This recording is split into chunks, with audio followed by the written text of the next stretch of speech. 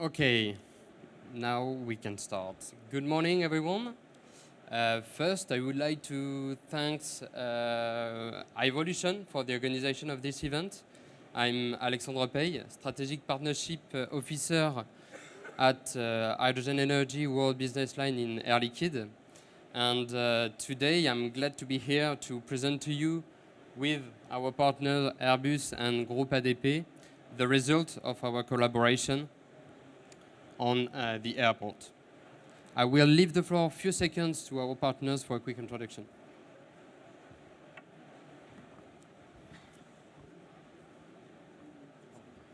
Thank you, Alexandra. Good morning, everyone. I'm Julien Lambert. I work in Airbus in the hydrogen-powered aircraft program as an infrastructure manager. Nice to meet you. I'm Blandine Landfried. I work for Groupe ADP, Aéroport de Paris. I'm head of climate and sustainable air transport. So, how to make airport hydrogen ready? The advent of hydrogen airport aircraft is a lever for air transportation to decarbonize, with the commitment to reach by 2050 the net zero emission. The key success factor of this challenge lies essentially in the ability of aeronautics, but also the industry, energy industry, to first set up the hydrogen supply chain at the airport, and also invent the hydrogen infrastructure and the processes and procedures, solving technical challenges, and also, and finally, prepare changes on the regulatory framework. That's why we decided to work together with Airbus and Groupe ADP to overcome these challenges. And we have been collaborating for more than 1 year now to understand how to organize the H2 infrastructure at the airport, and more specifically on the dimensioning and the implementation of H2 facilities on Paris aircraft, Paris airports. So this is the purpose of our study. Okay, thank you. So just to give you first an overview of the ambition that the global aviation industry has taken quite recently. As you can see, we have a great ambition to totally decarbonize our activity by 2050. So we are in Airbus, and I think in the whole profession, convinced that there's not a single solution to reach this ambition, because we cannot rely on a single technology or even a single energy source. So as you see on this screen, we have 4 main drivers that will help us reach this objective by 2050. And the 2 biggest parts are first the usage of the sustainable aviation fuels, or SAFs, and the second is the deployment of disruptive technologies, in which we have the hydrogen propulsion, of course. So in both cases, we see hydrogen as a key element to decarbonize. First, used as a direct fuel for the aircraft, so either in fuel cell or using a direct combustion of hydrogen. And second is the development of the synthetic fuels, in which, of course, we need hydrogen to produce the different SAFs. So this is our roadmap to contribute Airbus in this decarbonization path. We have the ambition to deliver the first commercial aircraft with this capacity and range, so 100 pax passengers and 1,000 nautical miles by 2035. So at the moment we are still in an exploration phase where we design, or we define the definition of the aircraft, we mature the different technologies, and we are still building partnerships with our ecosystem to make sure that we will be ready when we will formally launch the program.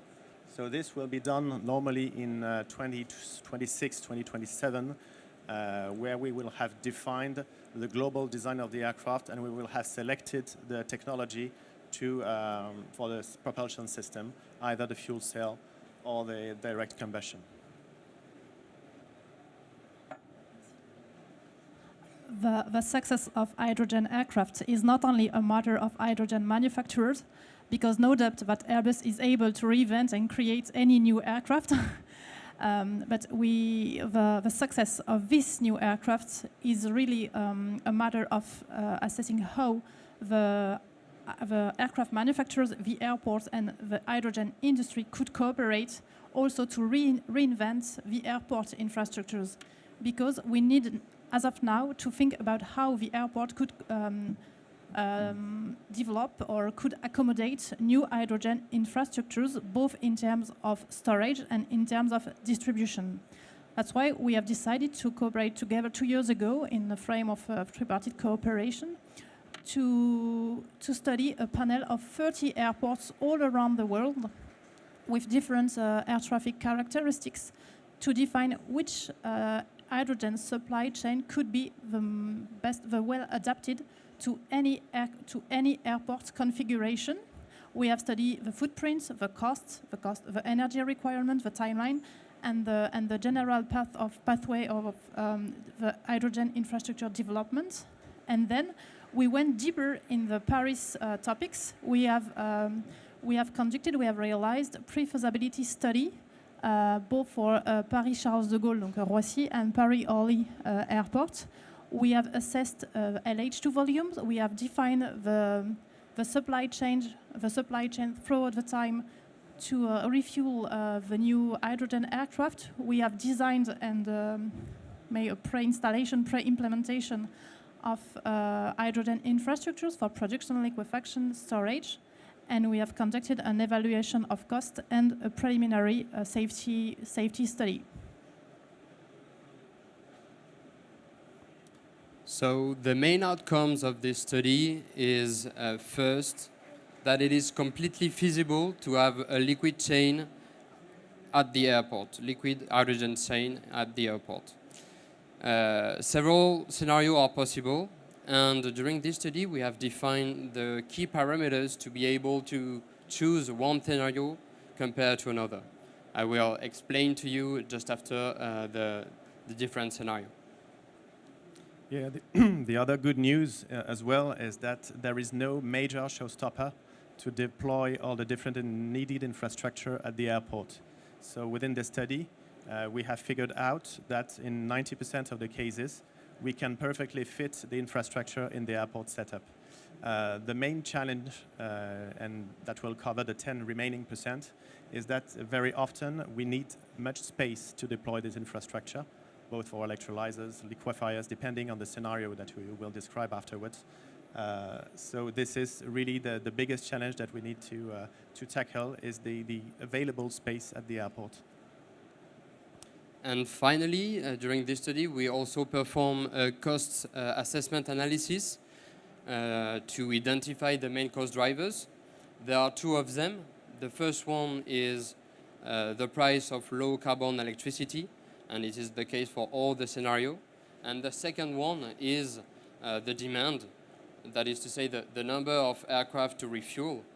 The H2 infrastructure need to be loaded enough to optimize the cost. So here you can see the 3 possible scenarios to supply liquid hydrogen to the aircraft. First of all, these scenarios are not exclusive. It could be adapted depending on the size of the airport, the nature, or also the location. So the first case is to import liquid hydrogen by truck from an external plant. This scenario is interesting because it is flexible. It does not require significant space at the airport, nor capex investment. And that's why it is preferred for the small airports, or also the startup or ramp-up of large airports. As you guess, this scenario is not adapted for large demand, because as soon as the demand will increase, there would be too much traffic on the border of the airport to be acceptable. So we designed a second scenario, which is to import gaseous hydrogen by pipelines. So on this scenario, the liquefaction plant will be inside the airport or near the airport, and the distribution will be done either by liquid hydrogen pipelines or by truck. The third scenario, which is maybe the most ambitious, is to import only low-carbon electricity inside the airport. That is to say, the H2 production will be done inside the airport. There will be a water electrolyzer inside the airport and also a liquefaction plant. And then the distribution will be quite the same as the scenario number 2. And last comment, these infrastructure, these hydrogen infrastructure can follow the demand with several steps of deployment.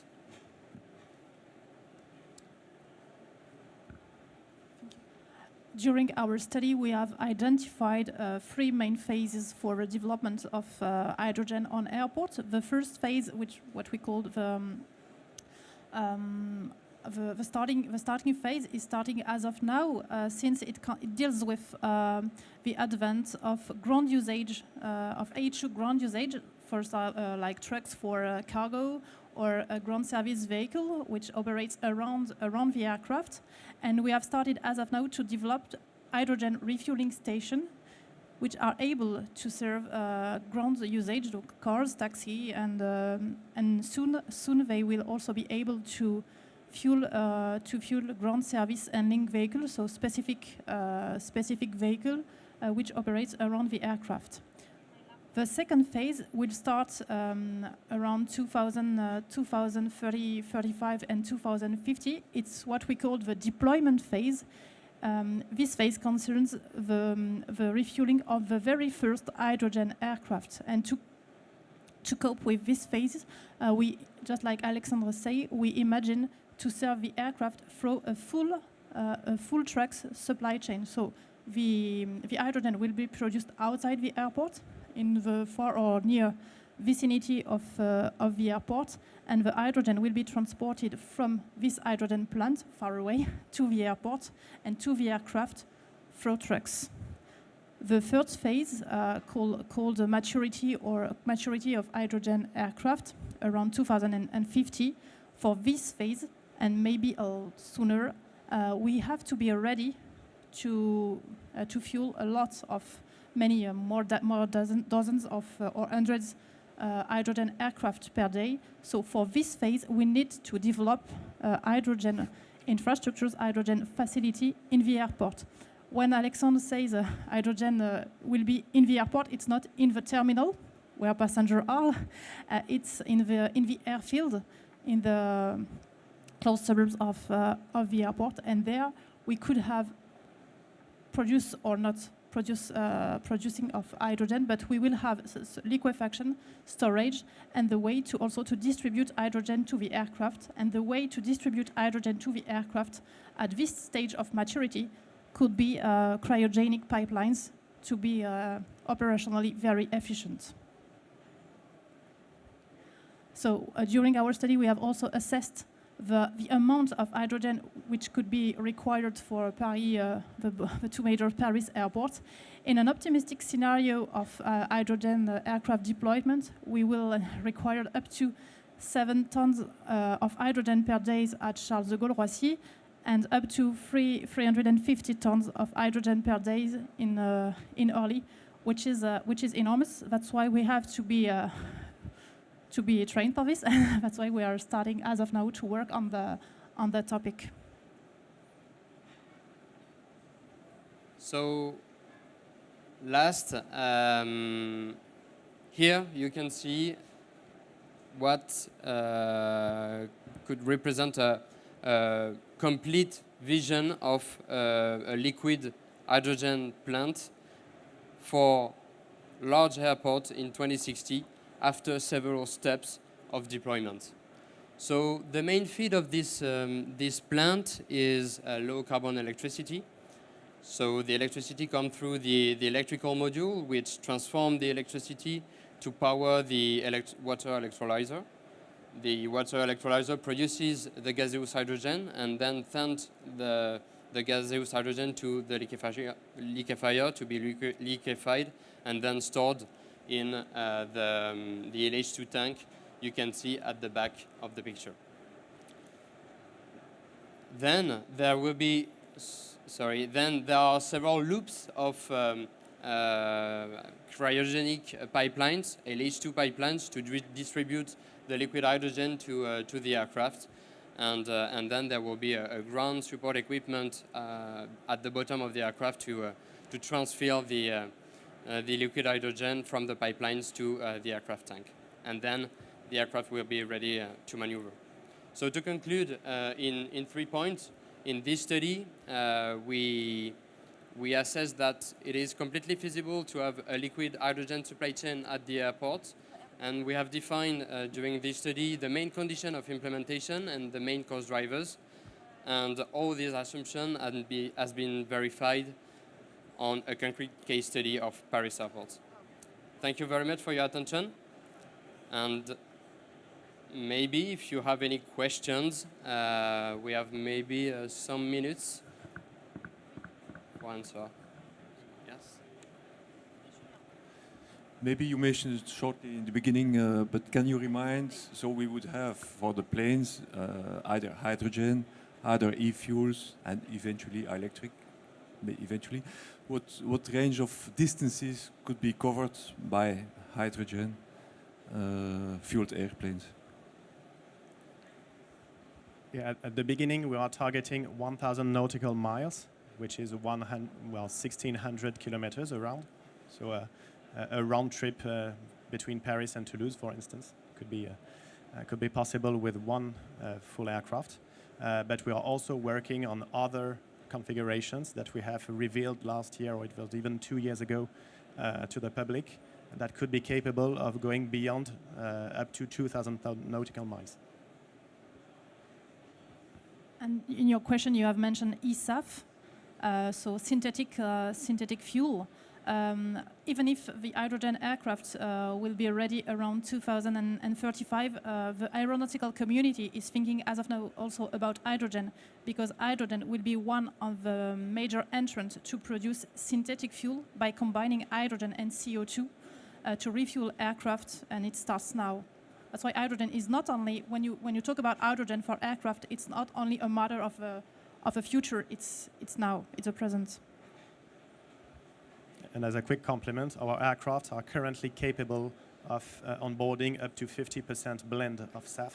And in the future, the next generation aircraft will be capable of up to 100%.